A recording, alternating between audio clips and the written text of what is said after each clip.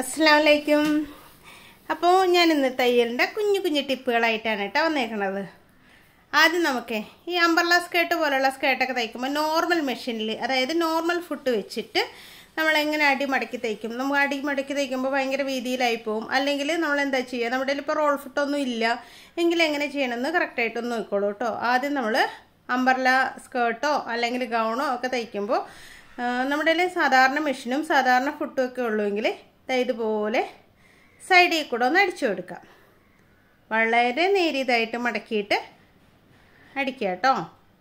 അപ്പം നമുക്ക് role foot വാങ്ങിക്കാൻ കിട്ടും. അത് വാങ്ങിച്ചിടണമെങ്കിൽ എളുപ്പമാണ് ചെയ്യാനായിട്ട്. ഇതിപ്പോൾ ഇല്ലെങ്കിൽ കിട്ടിയില്ലെങ്കിൽ നമ്മൾ എന്ത് ചെയ്യണം, ഇതുപോലെ ചെറുതായിട്ട് ആദ്യം ഒരു ജസ്റ്റ് ഒന്ന് മടക്കിയിട്ട് ചുറ്റിലടിച്ചെടുക്കാം. അപ്പോൾ വീഡിയോ ആദ്യമായിട്ട് കാണുന്നവർ ഇഷ്ടപ്പെടുകയാണെങ്കിൽ ഒന്ന് സബ്സ്ക്രൈബ് ചെയ്ത് സപ്പോർട്ട് ചെയ്യണം കേട്ടോ. അതുപോലെ തന്നെ സബ്സ്ക്രൈബ് ചെയ്യുമ്പോൾ തൊട്ടടുത്തുള്ള ബെല്ലൈക്കണം ഓളെന്ന ഓപ്ഷനും ഒക്കെ ഒന്ന് എനേബിൾ ചെയ്ത് വയ്ക്കണേ. അപ്പോൾ ഞാനിടുന്ന ഓരോ വീഡിയോസും നിങ്ങൾക്ക് നോട്ടിഫിക്കേഷനായിട്ട് കിട്ടും. അപ്പോൾ ദാ ചുറ്റിലും ഞാൻ അങ്ങനെ അടിച്ചിട്ടുണ്ട്. എന്നിട്ട് ഒരു മടക്കും കൂടെ മടക്കിയിട്ട് പിന്നെ അതുപോലെ തന്നെ അടിക്കാം. അല്ലെങ്കിൽ നമ്മളിങ്ങനെ ഉടുപ്പൊക്കെ തയ്ക്കുമ്പോൾ അംബ്രല്ല ഫ്രോക്കൊക്കെ തയ്ച്ചിട്ടുണ്ടെങ്കിൽ അടിയിൽ മടക്കി തയ്ക്കാൻ നമുക്ക് കുറേ ബുദ്ധിമുട്ടണമല്ലോ. ഇതാകുമ്പോൾ നമുക്ക് കറക്റ്റായിട്ട് അടിച്ചെടുക്കാൻ പറ്റും കേട്ടോ. വളരെ നേരിയതായിട്ട് അടിച്ചെടുക്കാനും പറ്റും. നമുക്ക് ശ്രദ്ധയോടെ ഇങ്ങനെ ഒന്ന് പതുക്കെ മടക്കി വെച്ച് അടിച്ചാൽ മതി. നല്ല നീറ്റായിട്ട് കിട്ടും കേട്ടോ. അതുപോലെ കുഞ്ഞുടുപ്പൊക്കെ തയ്ക്കുമ്പോഴും നമുക്കിതുപോലെ ചെറുതായിട്ട് അടിക്കണമെങ്കിൽ ഈ ഒരു മെത്തേഡിൽ അടിക്കാം. നേരെയുള്ള വശമാണെങ്കിൽ നമുക്ക് നേരിയതായിട്ട് അടിക്കാൻ പറ്റും. ഇതുപോലെ വളഞ്ഞ വശമൊക്കെ ആണെങ്കിൽ അടിക്കുമ്പോൾ കുറച്ച് ചുളിവൊക്കെ വരും. പിന്നെ അടിച്ചടിച്ച് വരുമ്പോഴത്തേക്കും വീതി ഏറി വരുമല്ലോ. ഇതാകുമ്പോൾ ഒട്ടും വീതി കൂടി വരില്ല. കറക്റ്റായിട്ട് ഒരേ ലെവലിൽ നമുക്ക് അടിച്ചെടുക്കാൻ പറ്റും. കണ്ടോ? അപ്പോൾ നിങ്ങളൊന്ന് ക്ഷമയോടുകൂടെ അടിച്ചെടുത്താൽ മതി കേട്ടോ. ഫുട്ട് വാങ്ങിക്കാൻ കിട്ടും കേട്ടോ. എല്ലാ മെഷീനിൽ പറ്റുന്ന ഫുട്ടും വാങ്ങിക്കാൻ കിട്ടും. ഇപ്പം ഞാൻ ഫുട്ട് ഇല്ലാത്തവർക്ക് വേണ്ടിയിട്ട് ഞാൻ കാണിച്ചു തന്നതാണ് കേട്ടോ. ഓക്കെ, ഞാൻ അടിച്ചതിന് ശേഷം കാണിച്ചു തരാം. നമ്മൾ സിക്സ് ആക്കിയാണ് അത്രയും ഭംഗിയാവില്ല എങ്കിലും നമുക്ക് സിക്സ് ആക്ക് ചെയ്യാൻ മെഷീനില്ല, റോൾ ഫുട്ടും ഇല്ലെങ്കിൽ നമുക്കിതുപോലെയൊക്കെ ചെയ്തെടുക്കാമല്ലോ. അപ്പോൾ അതാണ് ഞാൻ കാണിച്ചു തന്നത് കേട്ടോ.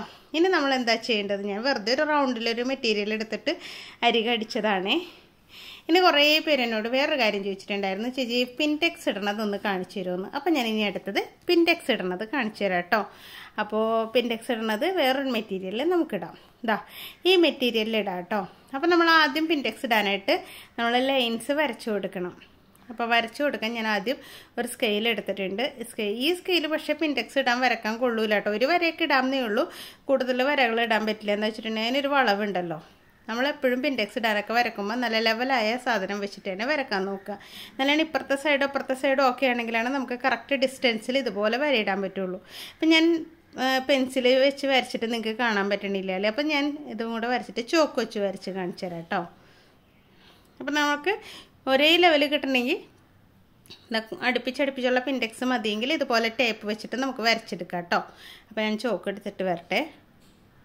അപ്പോൾ ടേപ്പ് വെച്ച് വരക്കണമെങ്കിലും നമുക്ക് അടുപ്പിച്ച് കിട്ടും. അറേഞ്ച്. അപ്പോൾ കുർത്തിയൊക്കെ തയ്ക്കുമ്പോൾ നമുക്ക് ചെസ്റ്റ് പോർഷനിൽ കുറച്ച് വെക്കണം, പിൻടെക്സ് വെക്കണമെങ്കിൽ നല്ല ഭംഗിയായിരിക്കും കേട്ടോ. അപ്പോൾ ഏതെങ്കിലും മെറ്റീരിയൽ വെച്ച് കുർത്തി തയ്ക്കണമെങ്കിൽ അതേ മെറ്റീരിയലിൻ്റെ തന്നെ ഇതുപോലെ ഒരു പീസ് എടുത്തിട്ട് അതിൽ പിൻടെക്സ് വെച്ചിട്ട് അത് ആ ചെസ്റ്റ് പോർഷനിൽ അറ്റാച്ച് ചെയ്ത് കൊടുക്കുകയാണെങ്കിൽ നല്ല ഭംഗിയായിരിക്കും കേട്ടോ. എന്നിട്ട് അതിൻ്റെ ഇടയിലൊക്കെ ഓരോ മുത്തൊക്കെ പിടിപ്പിച്ചാൽ ഒന്നും കൂടെ അട്രാക്ഷനായിരിക്കും. അപ്പോൾ ചോക്ക് വെച്ച് വരക്കുമ്പോൾ ഇങ്ങനെ നൈസായിട്ട് വരക്കുക കേട്ടോ. എന്നാലാണ് നമുക്ക് കറക്റ്റ് ആ പോയിന്റിൽ കൂടെ അടിക്കാൻ പറ്റുള്ളൂ. അല്ലാണ്ട് തടിയും ചോക്കെടുത്ത് വരക്കരുത് കേട്ടോ. ഇങ്ങനെ എഡ്ജുള്ള ചോക്കെടുത്ത് വരക്കുക. കണ്ടോ? അപ്പോൾ ഇതേപോലെ തന്നെ ഒന്ന് റെഡിയാക്കി എടുക്കുക.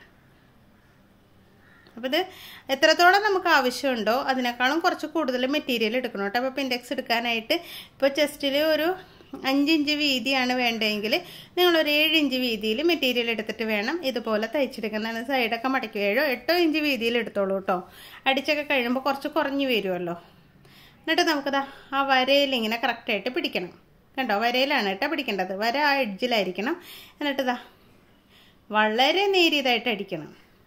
വീതി കൂടിപ്പോയാൽ പിൻടെക്സിന് ഭംഗി ഉണ്ടാവില്ല. ഒരു പിൻടെക്സ് എന്ന് പറയണത് പിന്നിൻ്റെ അത്രയുള്ള ടെക്കാണ് കേട്ടോ. അതിനാണ് പിൻടെക്സ് എന്ന് പറയണത്.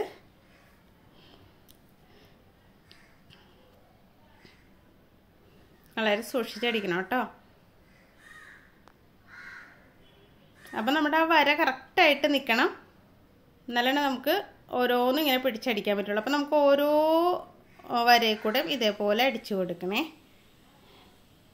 പണ്ട് ഞാൻ പറഞ്ഞിട്ടില്ലേ, ഞാൻ 10ാം ക്ലാസ്സിലൊക്കെ പഠിച്ച സമയത്താണ് തയ്യൽ പഠിച്ചതെന്നൊക്കെ. അത് കഴിഞ്ഞ് പിന്നെ ക്ലാസ്സിലൊക്കെ പോകുമ്പോൾ പിന്നീട് കോളേജിലൊക്കെ പോകുമ്പോഴത്തേക്കും ചുരിദാർ പ്ലെയിൻ തുണിയൊക്കെ എടുത്തിട്ടേ, ഇന്നത്തെ ക്രേപ്പ് മെറ്റീരിയലാണ് കേട്ടോ, അന്നെന്തോ 15 രൂപയായിട്ടുള്ളൂ മീറ്ററിന്. ക്രേപ്പ് മെറ്റീരിയലാണെന്നൊന്നും അന്ന് അറിയില്ല. നമ്മൾ ഇന്നാണല്ലോ അത് ലൈനിങ് ഇടാനൊക്കെ വാങ്ങിക്കണത്. അന്നത് ചുരിദാർ വയ്ക്കേണ്ട തുണിയാണെന്നൊക്കെ ഓർത്തിട്ടേ അത് വാങ്ങിക്കും. എന്നിട്ട് ഇതുപോലെ പിൻഡെക്സ് ഒക്കെ ഇട്ടിട്ട് ചെസ്റ്റിലൊക്കെ വെച്ച് പിടിപ്പിക്കും. എന്നിട്ട് അതിൻ്റെ ഉള്ളിലൊക്കെ വെള്ള കളർ, ഇപ്പോൾ നല്ല ബ്രൗൺ കളർ മെറ്റീരിയലൊക്കെ എടുത്തിട്ട് ചുരിദാറേക്ക്, എന്നിട്ട് ചെസ്റ്റ് പോർഷനിൽ ഇതേപോലെ പിൻഡെക്സ് ഇട്ട മെറ്റീരിയൽ അറ്റാച്ച് ചെയ്ത് കൊടുക്കും. ഇന്നിപ്പോൾ ഉണ്ട്, കുറച്ച് മുമ്പൊക്കെ യോക്ക് മോഡൽ ചുരിദാറൊക്കെ വന്നില്ലേ. ഇത് എത്രയോ വർഷം മുമ്പ് ഞാൻ അതുപോലെയൊക്കെ ചെയ്യുക. എന്നിട്ട് കയ്യിലും വെച്ച് കൊടുക്കും. എന്നിട്ട് അതിൻ്റെ ഉള്ളിലൊക്കെ 3 വെള്ളമുത്ത് വാങ്ങിക്കാൻ കിട്ടും, നമുക്ക് അന്നും വാങ്ങിക്കാൻ കിട്ടും. അതിങ്ങനെ തുന്നി പിടിപ്പിക്കും. അപ്പോൾ 3 മുത്താകുമ്പോൾ നല്ലൊരു ഭംഗിയിൽ നിൽക്കുമല്ലോ. അല്ലെങ്കിൽ ഓരോ മുത്താണെങ്കിലും ഞാൻ അന്ന് പിടിപ്പിച്ച 3 മുത്താണ് കേട്ടോ. എന്നിട്ട് വെള്ള ഷോളൊക്കെ ഇടും. അന്നൊക്കെ ഐഡിയ എവിടെ നിന്ന് കിട്ടിയെന്ന് എനിക്ക് അറിഞ്ഞുകൂടാ. കറക്റ്റായിട്ട് നല്ല അടിപൊളി ചുരിദാറുണ്ട്. അത് കണ്ടിട്ടാണ് ക്ലാസ്സിലുള്ള പിള്ളേരൊക്കെ അയ്യോ ഇതുപോലത്തെ തയ്ച്ചു തരുമോ എന്നൊക്കെ ചോദിച്ചിട്ട് വന്ന് ഞങ്ങൾ തുണി എടുക്കും. 15 രൂപയുള്ള അന്ന് മീറ്ററിന്. അപ്പോൾ നോക്കിയാൽ ഒരു ചുരിദാർ വയ്ക്കാൻ എത്ര രൂപ വേണം? 30-45 രൂപ ഉണ്ട്. 45 രൂപ വേണ്ട, 45 രൂപക്ക് 3 മീറ്റർ കിട്ടും ഒരു ടോപ്പ് വയ്ക്കാനുള്ള തുണി. ഇന്നിപ്പോൾ ആ മെറ്റീരിയലിനാണ് 1 മീറ്റർ 45 രൂപക്ക് നമ്മൾ ലൈനിങ് ഇടാൻ വാങ്ങിക്കൂലേ, ക്രേപ്പ് മെറ്റീരിയൽ.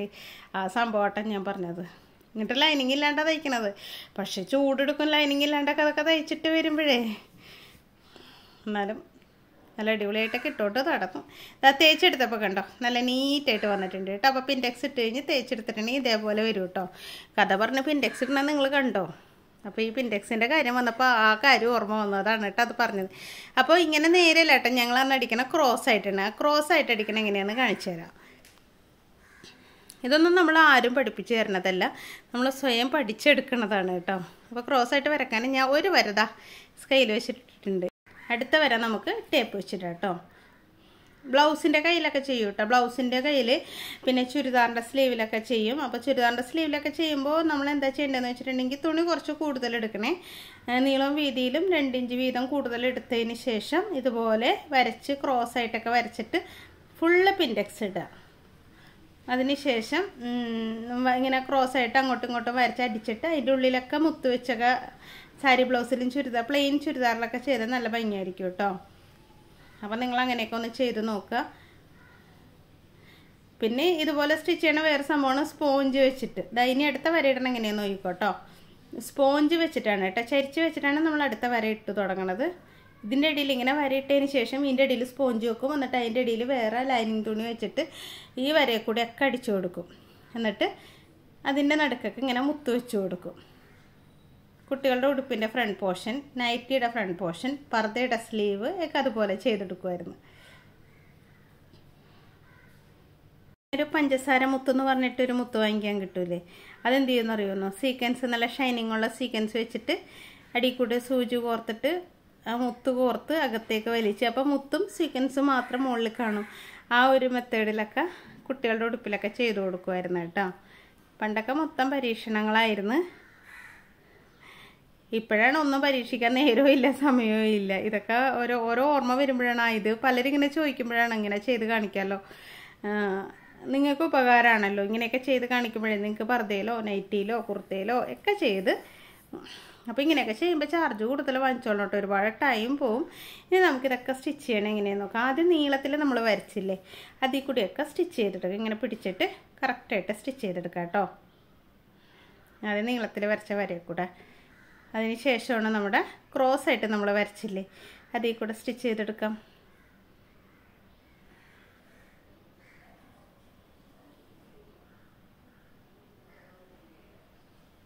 കണ്ടോ?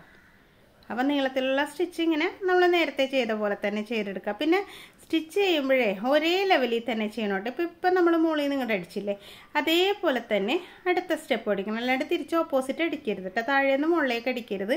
എന്താ വെച്ചിട്ടുണ്ടെങ്കിൽ അപ്പോൾ ചുളുക്ക് വരും. ഒരേ ലെവൽ തന്നെയാണെങ്കിൽ ചുളുക്കൊന്നും ഇല്ലാണ്ട് കറക്റ്റായിട്ട് നമുക്ക് അറ്റം വരെ അടിക്കാൻ പറ്റും കേട്ടോ.